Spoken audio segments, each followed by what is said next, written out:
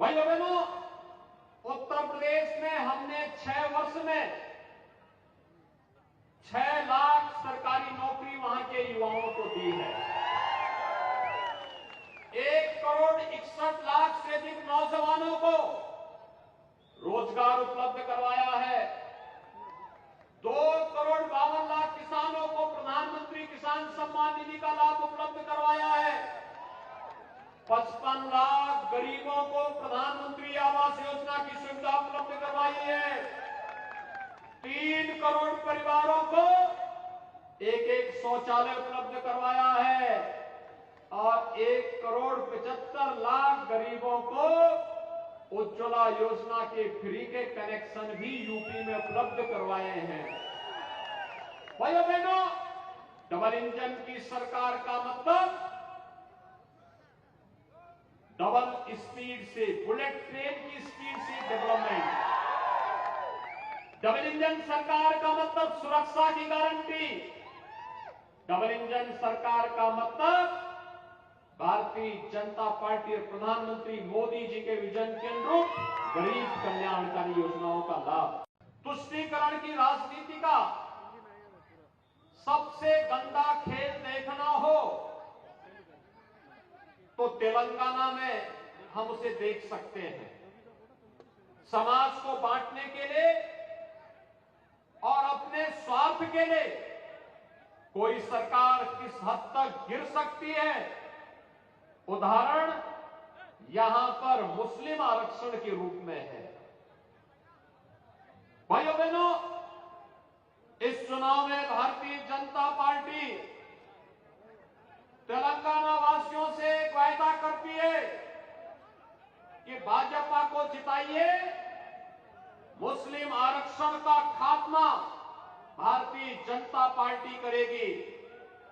भाजपा मुस्लिम समुदाय के 4% आरक्षण को समाप्त करेगी और इसे अनुसूचित जाति, अनुसूचित जनजाति और अन्य पिछड़ा वर्ग में इस आरक्षण की सुविधा का लाभ उपलब्ध करवाएगी। तेलंगाना राज्य के लिए 1969 में 1969, 2001 से लेकर के 2014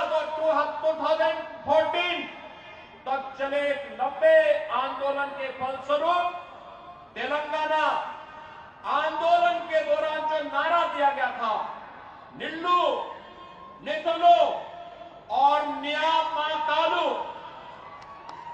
लेकिन सत्ता में आने के बाद केसीआर ने तेलंगाना आंदोलन के द्वारा किए गए वादों को ही भूल गए।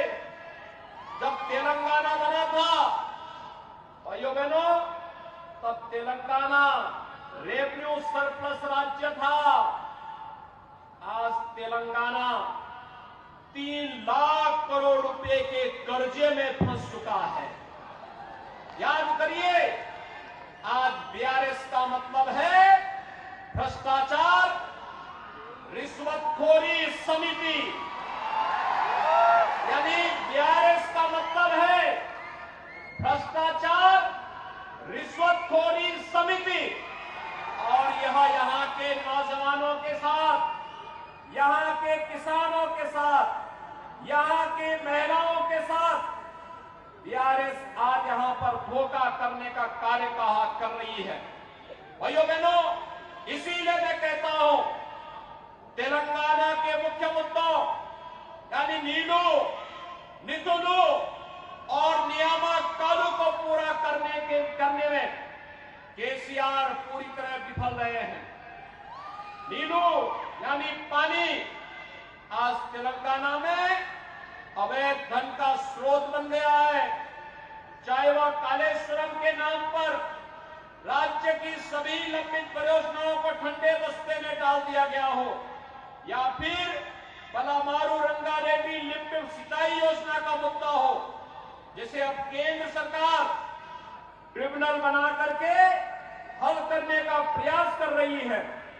नितुलू यानी पैसा, परिवारों ने बैंकों से पैसा निकाल लिया है, जिसके चलते अमीर राज्य एक ऋण राज्य बन गया है। आज यहाँ पर केवल कर्जा है, राज्य पे कर्जा है। हर बच्चा पैदा होता है, यहाँ की सरकार की गलत नीतियों के कारण वह कर्ज के बोझ से दबा हुआ होता है।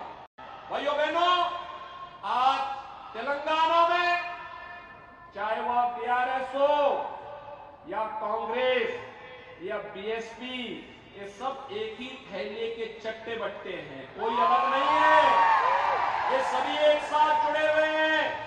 इसलिए आपने देखा होगा कांग्रेस से जो विधायक चुने गए थे वे बीआरएस का सपोर्ट कर रहे थे और उनका एक विधायक मंत्री भी बन गया था।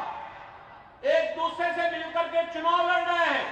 दोनों पार्टियों के पास सहयोगी के रूप में एक कॉमन फ्रेंड है और वह कॉमन फ्रेंड का नाम है MIM।